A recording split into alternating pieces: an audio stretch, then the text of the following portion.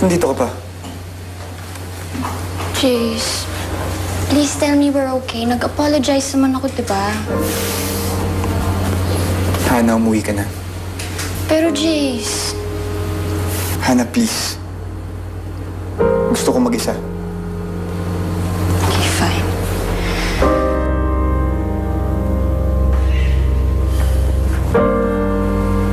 I'll be back tomorrow.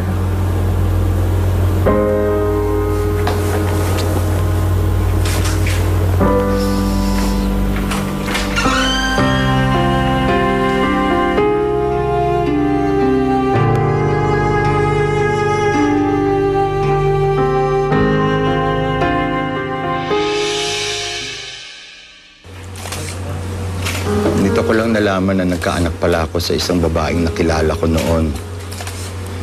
Kaya agad kong hinanap ang nanay ni Jason nung nalaman ko ang totoo. I just want to be a father to him. I know I did wrong in the past. Kaya gusto ko sanang itama ito ngayon. Kaya lang hindi pa nakahanda si Jason na harapin ng publiko. So we decided na ipagpaliban muna ito. Okay lang po si Enyo Mayora na maging parte ng pamilya niyo, si Jason?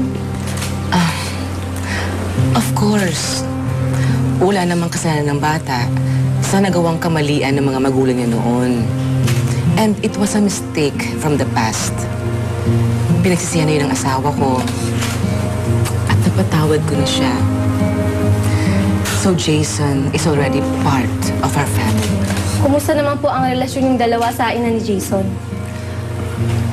Well, we haven't met yet. Pero willing naman akong kausapin yung nanay ni Jason. But unfortunately, nawawala siya.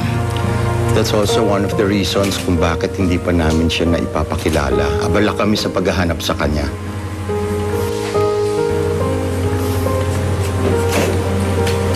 Jason. Yeah.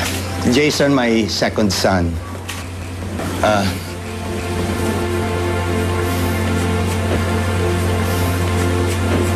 Jason, ito yung local press natin. Magandang umaga ho. Ano, kaya mo na ba?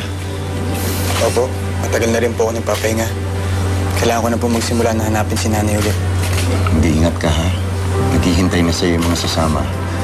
Pati na rin yung mga kapitan sa kalapit barangay niyo sa Pangasinan nakahanda na rin. Salamat ho.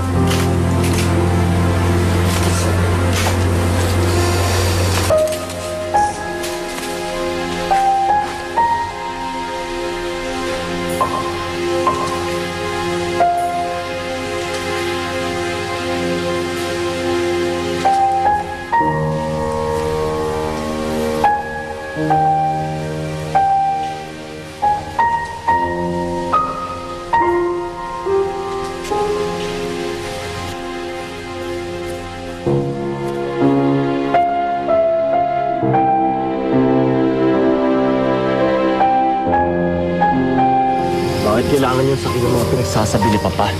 You should have told him the truth. Na hindi welcome dito sa bahay na to yung bastardong yon. Para ano?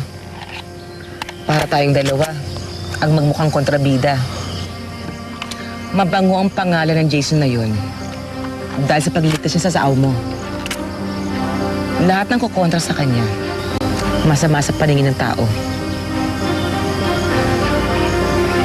Matuto kang pumili ng laban, Roman. Dapat alam mo kung kailan ka susugod at susuko.